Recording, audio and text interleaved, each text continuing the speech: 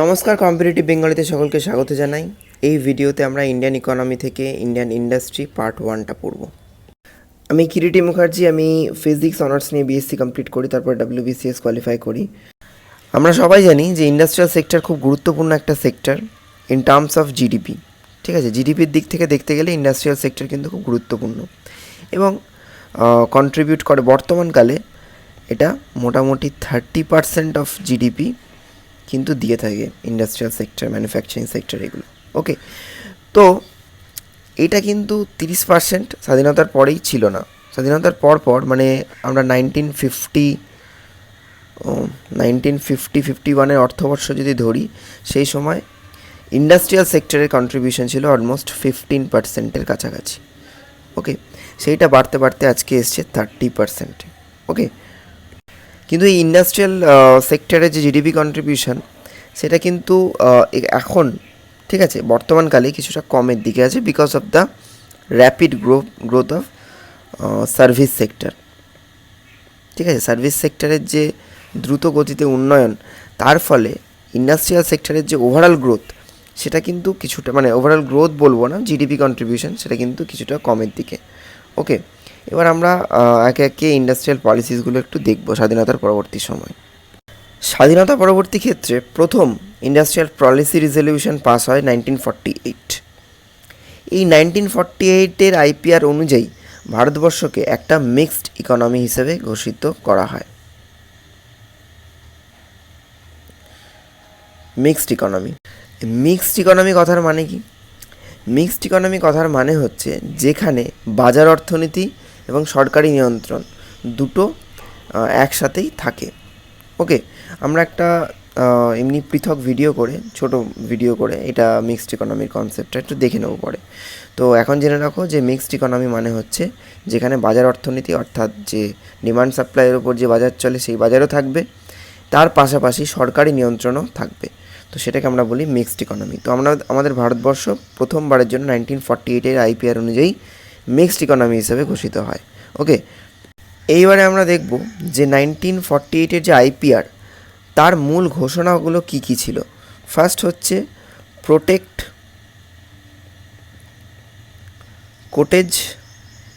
Cottage and small scale industry.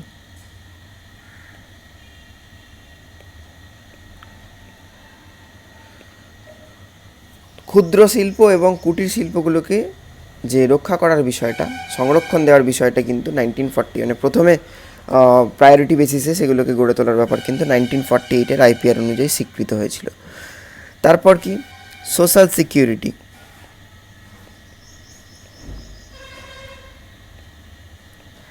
And fair wage, এই ব্যাপারটা মাথায় রাখা হয়েছিল। সোশ্যাল সিকিউরিটি মানে সামাজিক সুরক্ষা এবং ঠিকঠাক করে যে মজুরি, তার ব্যবস্থা করার কথা কিন্তু এই 1948-এর পলিসি রেজলিউশন বলেছে। তারপর কি গুরুত্ব সহকারে ডেভেলপমেন্ট অফ রোডস, ঠিক আছে, রেলওয়েজ, কারণ আমরা যখন স্বাধীন হয়েছিলাম তখন এগুলোর যে অগ্রগতি সেটা কিন্তু অনেক কম ছিল। ইলেকট্রিসিটি অ্যান্ড ইরিগেশন,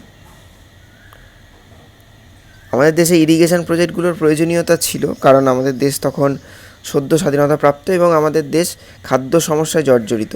তো সেই জন্য ইরিগেশন প্রজেক্টগুলোকে যদি আমরা ঠিকঠাক করে ইমপ্লিমেন্ট করতে পারি, তাহলে কি হতো, তাহলে দেশের খাদ্য সমস্যাকে ঠিকঠাক করে অ্যাড্রেস করা যেত, অধিক জমিকে সেচের আওতায় আনার মাধ্যমে প্রোডাকশান দুটোকেই বাড়ানো সম্ভব হতো এবং অন্যান্য কিছু বিষয়ের জন্য ইরিগেশনটা ছিল খুব একটা ইম্পর্ট্যান্ট একটা বিষয়। ঠিক আছে, এবার আমরা দেখব আইপিআর ভারতবর্ষের ইন্ডাস্ট্রিকে, আইপিআর 1948 ভারতবর্ষের ইন্ডাস্ট্রিকে 4টি মেজর সেক্টরে ভাগ করে। সেই সেক্টরগুলোকে আমরা একটু দেখে নেব। আইপিআর 1948 ইন্ডিয়ান ইন্ডাস্ট্রিকে মোটামুটি 4টি সেক্টরে ভেঙে নেয়। ফার্স্ট হচ্ছে industries with exclusive central governments monopoly.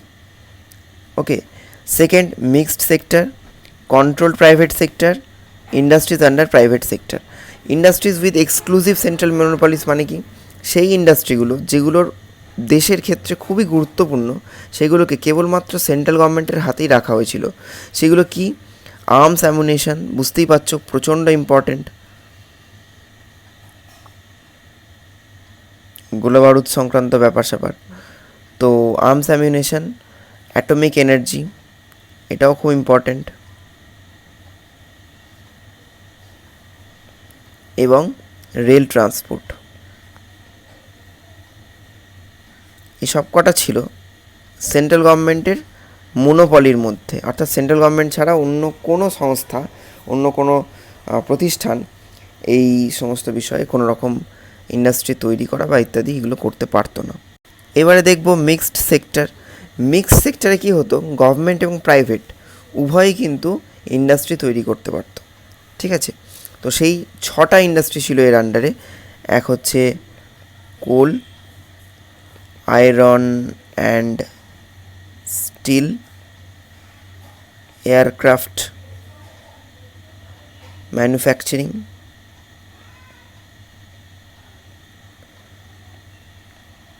Ship building,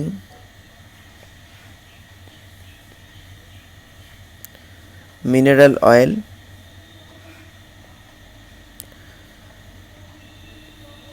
Telegraph and telephone. এই সমস্ত ক্ষেত্রগুলোতে সেন্ট্রাল গভর্নমেন্টের পাশাপাশি কিন্তু প্রাইভেট প্লেয়াররাও ছিল। থার্ড যেটা ইম্পর্ট্যান্ট সেটা হচ্ছে কন্ট্রোলড প্রাইভেট সেক্টর। এই কন্ট্রোল প্রাইভেট সেক্টরে গভর্নমেন্টের একটা স্ট্রিক্ট রেগুলেটরি রুল ছিল, যেগুলোকে মেনে কিন্তু ইন্ডাস্ট্রি বানাতে হতো। সেগুলোর ক্ষেত্রে কি কি? 18টা ইন্ডাস্ট্রি মোটামুটি এর মধ্যে ছিল, তোমরা জেনে রাখো। কেমিক্যালস, বুঝতেই পারছো কেমিক্যালস কত গুরুত্বপূর্ণ, সুগার, অটোমোবিলস, কটন, ওকে, উলেন টেক্সটাইলস,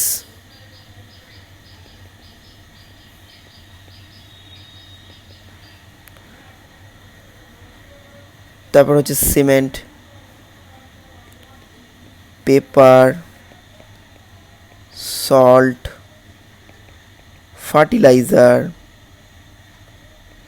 ট্র্যাক্টর,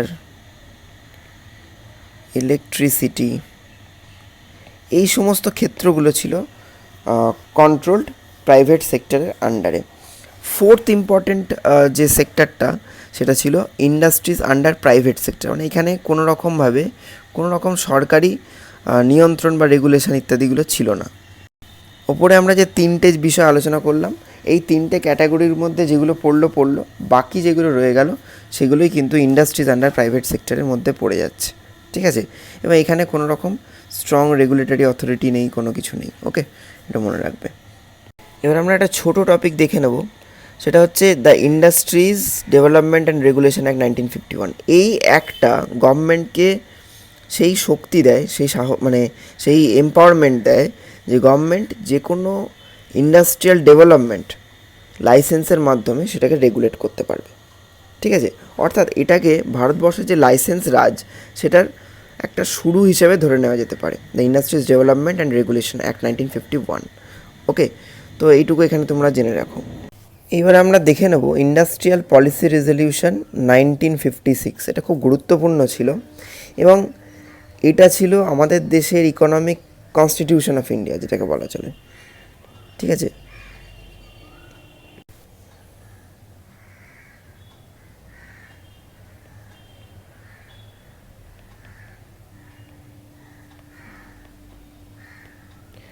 তো এটা মূলত অধ্যাপক প্রশান্ত চন্দ্র মহালানবিশের মডেলের ওপর তৈরি এই রেজলিউশনটা।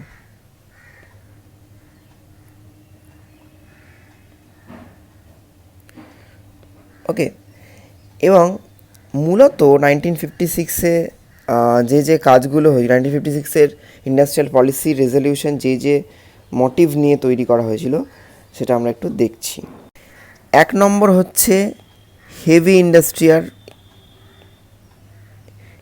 ইন্ডাস্ট্রি, এর উপর ফোকাস করা হয়েছিল, ভারী এবং বুনিয়াদি শিল্প। অর্থাৎ যে শিল্পগুলো না ঘটলে পরবর্তী ক্ষেত্রে যে অন্যান্য আনুষঙ্গিক যে শিল্প বা পরবর্তী যে শিল্পগুলো, ম্যানুফ্যাকচারিং ইন্ডাস্ট্রি যেগুলো, ঠিক আছে, তো সেই ম্যানুফ্যাকচারিং সেক্টরের গ্রোথ হবে না যদি না হেভি ইন্ডাস্ট্রি বা বেসিক বা বুনিয়াদি শিল্পগুলোর গ্রোথ হয়, মানে প্রাথমিক পর্যায়ে সম্পন্ন করা সম্ভব হয়, ঠিক আছে।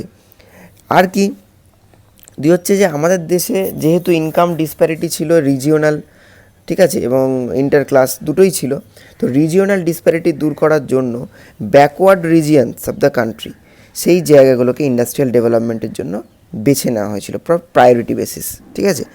অর্থাৎ ব্যাকওয়ার্ড রিজিয়নগুলোকে গুরুত্ব সহকারে সেখানে আলাদা গুরুত্ব দিয়ে প্রাথমিক পর্যায়ে শিল্প স্থাপনের পরিকল্পনা করা হয়েছিল। ওকে, 3 নম্বর কি, আমরা জানি আমাদের দেশের বেশিরভাগ জনসংখ্যা, মানে বেশিরভাগ লেবার, সেগুলো হচ্ছে আনস্কিল্ড, অর্থাৎ তারা কারিগরি দক্ষতা কিন্তু তাদের নেই। অতএব তাদেরকে যদি আমি কারিগরি দক্ষতা প্রদান করতে না পারি, তাহলে আমি আমার যে ইন্ডাস্ট্রিয়াল গ্রোথের যে স্বপ্ন, সেটাকে কিন্তু পূরণ করতে পারবো না। অতএব আমাদেরকে তখন আইটিআই, ঠিক আছে, আইটিআই এস্টাবলিশমেন্টের দিকে নজর দিতে হয়েছিল, যাতে করে আমরা ম্যানেজারিয়াল এবং টেকনিক্যাল প্রমোশনটা করতে পারি। কীরকম? তাহলে এস্টাবলিশমেন্ট অফ আইটিআইস। ওকে, এবং আমরা প্রিভিয়াস চ্যাপ্টারগুলোতে অনেকবার পড়েছি যে কেন ফরেন ক্যাপিটাল আমাদের দেশের জন্য ইম্পর্ট্যান্ট ইন্ডাস্ট্রিয়াল গ্রোথের ক্ষেত্রে। কারণ আমরা একটা ট্রেড ডেফিসিট কান্ট্রি, এবং আমার বিদেশি মুদ্রার ভাণ্ডার যত সমৃদ্ধ হবে তত আমার পক্ষে সেটা ভালো অ্যাজ এ কান্ট্রি, ঠিক আছে। তো সেই দিক থেকে দেখতে গেলে ফরেন ক্যাপিটালকে যে রিকগনাইজ করার যে ব্যাপারটা, সেটা এই ইন্ডাস্ট্রিয়াল পলিসিতেই হয়, ঠিক আছে। তো রিকগনাইজ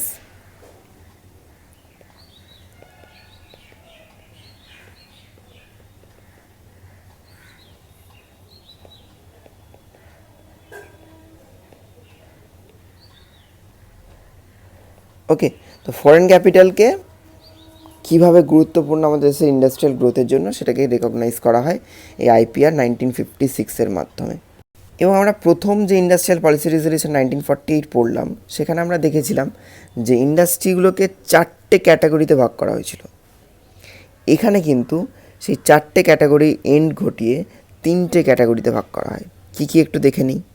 ইন্ডাস্ট্রিয়াল পলিসি রেজলিউশন 1956 ভারতবর্ষের ইকোনমিকে, ভারতবর্ষের ইন্ডাস্ট্রিকে মোটামুটি 3টে ক্যাটাগরিতে ভাগ করে। ফার্স্ট হচ্ছে শিডিউল্ড এ, ঠিক আছে। শিডিউল এতে মোটামুটি 17টা ইন্ডাস্ট্রি ছিল। তার এক্সক্লুসিভ মনোপলি ছিল সেন্ট্রাল গভর্নমেন্টের, অর্থাৎ এখানে স্ট্রিক্টলি আন্ডার সেন্ট্রাল গভর্নমেন্ট এই 17টা ইন্ডাস্ট্রি ছিল। শিডিউল বিতে ছিল 12টা ইন্ডাস্ট্রি, এবং এটা বোথ গভর্নমেন্ট এবং প্রাইভেট দুটোর জন্যই ওপেন ছিল, ঠিক আছে। তো পাবলিক সেক্টরেও সেখানে কাজ করতে পারতো এবং প্রাইভেট সেক্টরেও সেখানে কাজ করতে পারতো। এবার চলে আসবো শিডিউল সি। শিডিউল সিতে মোটামুটি এই যে শিডিউল এ আর বি বাদ দিয়ে বাকি যা কিছু পড়ে থাকে সেটাই ছিল শিডিউল সিতে।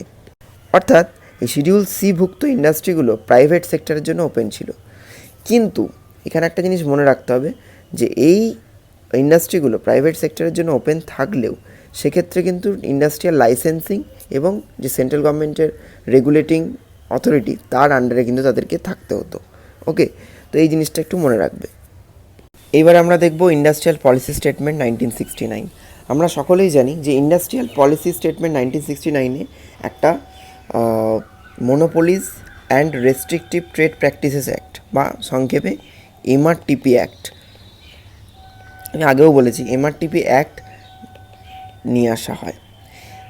তোমরা এই নাম থেকে বুঝতে পারছো, monopolies and restrictive trade practices act, অর্থাৎ মনোপলিকে আটকানোর জন্য এই আইন। তো কী এই মনোপলি? যখন একটা বাজার অর্থনীতিতে একটা সেক্টরের ওপর, মানে ধরো সাপোজ যে কোনো একটা, বর্তমানে যেটা আমরা ইন্ডাস্ট্রিতে দেখতে পাচ্ছি, টেলিকমিউনিকেশন ইন্ডাস্ট্রিতে জিওর একটা মোটামুটি মনোপলি তৈরি হচ্ছে। কারণ কি? কারণ এখানে যে আদার্স যে প্লেয়ার্সগুলো আছেন, ভোডাফোন, আইডিয়া বা অন্যান্য যে কোম্পানিগুলো আছে, তো সেই কোম্পানিগুলো এর সাথে কম্পিটিশানে পেরে উঠছে না। আর কি হচ্ছে মার্জার, মানে এটা একটা পদ্ধতি হতে পারে যে কম্পিটিশানে পেরে উঠছে না, অতএব একটা কোম্পানি গ্রো করছে, আর কোম্পানিগুলো আস্তে আস্তে আস্তে আস্তে আস্তে লসের দিকে এগিয়ে গিয়ে একেবারে বন্ধ হয়ে যাচ্ছে। তখন কিন্তু একটা কোম্পানির একদম মনোপলি তৈরি হবে একটা সেক্টরের উপর। আরেকটা কি হতে পারে, বড় বড় কোম্পানি যেগুলো আছে সেগুলো ছোট ছোট কোম্পানিগুলোকে গ্রাস করে ফেলতে পারে, তার ফলে নিজে একমাত্র প্লেয়ার হয়ে যেতে পারে সেই সেক্টরের মধ্যে। সাপোজ আজকে যদি জিও সমস্ত টেলিকমিউনিকেশনের যা আদার্স যে ইন্ডাস্ট্রিজগুলো আছে যেগুলো ফাংশন করছে তাদেরকে যদি কিনে ফেলে, তাহলে সেই একমাত্র প্লেয়ার পড়ে থাকবে। তো সেই তারপরে সে কী করতে পারে, মনোপলিজের যে নেগেটিভিটিটা আছে তখন সে কিন্তু তার যে ডেটা চার্জ বা ইত্যাদি এগুলোকে যথেচ্ছ পরিমাণে বাড়িয়ে দিতে পারে, তখন কিন্তু তাকে কোনো কম্পিটিশান ফেস করতে হবে না। টু এলিমিনেট দ্যাট কম্পিটিশান অনেক বড় বড় ইন্ডাস্ট্রিয়াল হাউস ছোটো ছোটো ইন্ডাস্ট্রিয়াল যে ইন্ডাস্ট্রিগুলোকে সেগুলোকে কিন্তু অধিগ্রহণ করে নেয়। তো সেইটাকে আটকানোর জন্য এই monopolies and restrictive trade practices act কিন্তু 1969 দত্ত কমিটির সুপারিশ অনুযায়ী পাস হয়। ওকে, কিন্তু পরবর্তী ক্ষেত্রে এই 1969 পাস হওয়া এমআরটিপি অ্যাক্টের অনেক রকমের নেগেটিভিটি আমাদের চোখে পড়ে, অনেক রকমের নেগেটিভিটি, যেটা আমাদের ইন্ডাস্ট্রিয়াল গ্রোথের ক্ষেত্রে খুব মানে কি বলবো, খুব একটা বাধার সৃষ্টি হয়ে দাঁড়ায়। তো সেই জন্য এটাকে রিপ্লেস করে পরবর্তী ক্ষেত্রে কম্পিটিশন অ্যাক্ট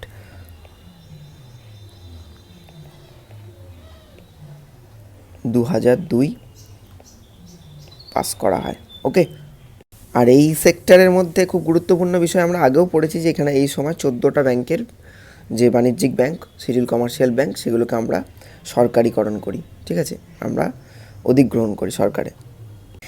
এবার আমরা দেখব 1973 ইন্ডাস্ট্রিয়াল পলিসি স্টেটমেন্ট, ঠিক আছে, এটাও খুব গুরুত্বপূর্ণ, কারণ এখানে 6টা কোর ইন্ডাস্ট্রি তার যে আইডেন্টিফিকেশান এটা করা হয় 1973 যে পলিসি রিজলিউশন আছে বা পলিসি স্টেটমেন্ট আছে সেটাতে। কী কী সেই 6টা কোর ইন্ডাস্ট্রি ছিল?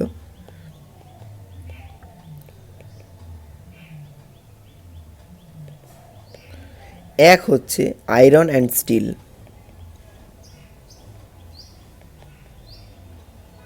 মনে রাখবে। সেকেন্ড হচ্ছে সিমেন্ট, থার্ড হচ্ছে কোল, ফোর্থ হচ্ছে ক্রুড অয়েল, অয়েল রিফাইনারি,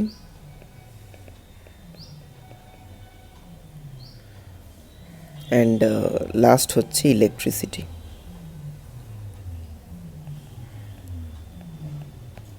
ঠিক আছে, এই 6টা।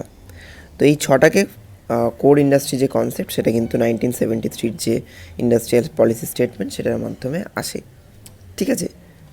এবং ইন্ডাস্ট্রিয়াল পলিসি স্টেটমেন্ট 1973 অনুযায়ী আরেকটা জিনিস হয়, সেটা হচ্ছে যে পাবলিক প্রাইভেট পার্টনারশিপ।